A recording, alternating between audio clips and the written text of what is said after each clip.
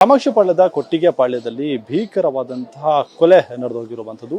ಒಂದೇ ಕುಟುಂಬದ ಮೂವರನ್ನ ಕೊಂದು ನಂತರ ಯುವಕ ತಾನು ಕೂಡ ಆತ್ಮಹತ್ಯೆಗೆ ಶರಣಾಗಿರುವಂತಹ ಘಟನೆ ನಡೆದಿದೆ. ಒಂದು ಬೆಳಗಿನ ಜಾವ 8:30 ಸುಮಾರಿಗೆ ನಡೆದಂತಹ ಘಟನೆ ಇದು. ಅಂದ್ರೆ ಪ್ರಶಾಂತ್ ಎಂಬ ಯುವಕ ತಾಯಿ ಮಂಗಳಮ್ಮ, ಅದ್ರ ಜೊತೆಗೆ ಅಜ್ಜಿ ನಂಜಮ್ಮ ಹಾಗೇನೆ ಮಾವ ಸತೀಶ್ರನ್ನ ಮೂವರನ್ನ ಮಚ್ಚಿನಿಂದ ಬರ್ಬರವಾಗಿ ಕೊಚ್ಚಿ ಹತ್ಯೆಯನ್ನ ಮಾಡಿರುವಂಥದ್ದು. ಅದಾದ ಬಳಿಕ ತಾನು ಕೂಡ ಮನೆಯ ರೂಮ್ ಒಳಗಡೆ ಹೋಗಿ ಸೂಸೈಡ್ ಮಾಡಿಕೊಂಡಿರುವಂಥದ್ದು ಘಟನಾ ಸ್ಥಳ ಏನು ನಡೆದಿದೆ.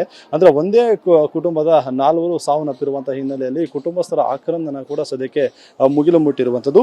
ಘಟನಾ ಸ್ಥಳಕ್ಕೆ ಕಾಮಾಕ್ಷಿಪಾಳ್ಯ ಪೊಲೀಸರು ಭೇಟಿ ಕೊಟ್ಟು ಸದ್ಯಕ್ಕೆ ಮನೆಯಲ್ಲಿರುವಂತಹ 4 ಮೃತದೇಹವನ್ನ ಮರಣೋತ್ತರ ಪರೀಕ್ಷೆಗೆ ರವಾನೆ ಮಾಡೋದಕ್ಕೆ ಸದ್ಯಕ್ಕೆ ಸಿದ್ಧತೆಯನ್ನು ಮಾಡ್ಕೊಳ್ತಿರುವಂಥದ್ದು. ಅದರ ಜೊತೆಗೆ FSL ತಂಡ ಸೋಕೋ ಟೀಮ್ ಎಲ್ಲ ಕೂಡ ಬಂದು ಮನೆಯಲ್ಲಿ ಒಂದಿಷ್ಟು ಸಾಕ್ಷ್ಯವನ್ನ ಕಲೆ ಹಾಕುವಂತ ಕೆಲಸವನ್ನ ಕೂಡ ಮಾಡ್ತಾ ಇದ್ದಾರೆ. ಅಂದ್ರೆ ಇದು ಕ್ಲಿಯರ್ ಕಟ್ ಆಗಿ ಪ್ರಶಾಂತ್ನಿಂದ ಮೂವರು ಹತ್ಯೆ ಆಗಿರುವಂತಹ ಒಂದು ಪ್ರಕರಣ ಇದು. ಹಾಗಾಗಿ ಪ್ರಶಾಂತ್ ಅಂದ್ರೆ ಮಂಗಳಮ್ಮ ಹಾಗೇನೆ ಚಿಕ್ಕಣ್ಣ ಅನ್ನುವಂತಹ ದಂಪತಿ ಏನಿದ್ರು ಅವರಿಗೆ 3 ಮಕ್ಕಳಿರ್ತಾರೆ. ಓರ್ವ ಪ್ರಶಾಂತ್ ಆಗಿದ್ರೆ ಇನ್ನಿಬ್ರು ಹೆಣ್ಣು ಮಕ್ಕಳನ್ನ ಮದುವೆ ಮಾಡಿ ಕೂಡ ಕೊಡ್ಸಿದ್ರು.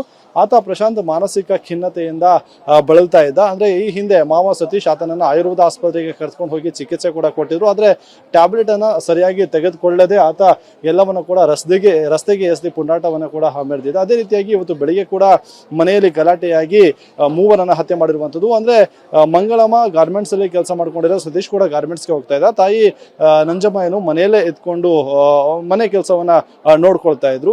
ಆತ ಏನು ಚಾಲಕನಾಗಿ ಕೆಲಸ ಮಾಡ್ಕೊಂಡಿದ್ದ ಅನ್ನುವಂತ ಮಾಹಿತಿ ಕೂಡ ಸದ್ಯಕ್ಕೆ ಸಿಗ್ತಾ ಇರುವಂತದ್ದು. ಅಂದ್ರೆ ಬೆಳಿಗ್ಗೆ 6 ಗಂಟೆ ಸುಮಾರಿಗೆ ಒಂದು ಲಾಂಡ್ರಿ ಶಾಪ್ ಅನ್ನು ಇಟ್ಕೊಂಡಿರುವಂತಹ ತಂದೆ ಚಿಕ್ಕಣ್ಣ ಏನಿದ್ದಾನೆ ಆತ ಈ ಒಂದು ಮನೆಯಿಂದ ಹೊರ ಹೋಗಿದ್ದ. ಆಗ ಗಲಾಟೆ ತೆಗೆದು 3 ಬರ್ಬರವಾಗಿ ಹತ್ಯೆಯನ್ನ ಮಾಡಿರುವಂಥದ್ದು.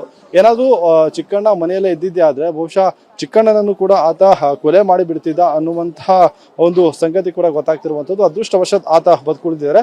ಘಟನೆಗೆ ಸಂಬಂಧಪಟ್ಟಂತೆ ಈಗಾಗಲೇ ಕಾಮಾಕ್ಷಿಪಾಳ್ಯ ಪೊಲೀಸ್ ಠಾಣೆಯಲ್ಲಿ ಕೊಲೆ ಪ್ರಕರಣ ದಾಖಲಾಗಿರುವಂಥದ್ದು. ಹಾಗಾಗಿ ಪೊಲೀಸರು ಕೂಡ ಘಟನಾ ಸ್ಥಳಕ್ಕೆ ಭೇಟಿ ಕೊಟ್ಟು ಪರಿಶೀಲನೆ ಕೂಡ ಮಾಡ್ತಾ ಇದ್ದಾರೆ. ಇನ್ನೊಂದು ಕೆಲವೇ ಕ್ಷಣಗಳಲ್ಲಿ ಮೃತದೇಹವನ್ನ ಮರಣೋತ್ತರ ಪರೀಕ್ಷೆಗೆ ರವಾನೆ ಮಾಡೋದಕ್ಕೂ ಕೂಡ ಸಿದ್ಧತೆ ನಡೀತಾ ಇರುವಂತದ್ದು. ಕ್ಯಾಮರಾ ಪರ್ಸನ್ ರವಿಕುಮಾರ್ ಜೊತೆ ರಾಜಪ್ಪಾಜಿ ನಾಯಕ್, TV9 ಬೆಂಗಳೂರು.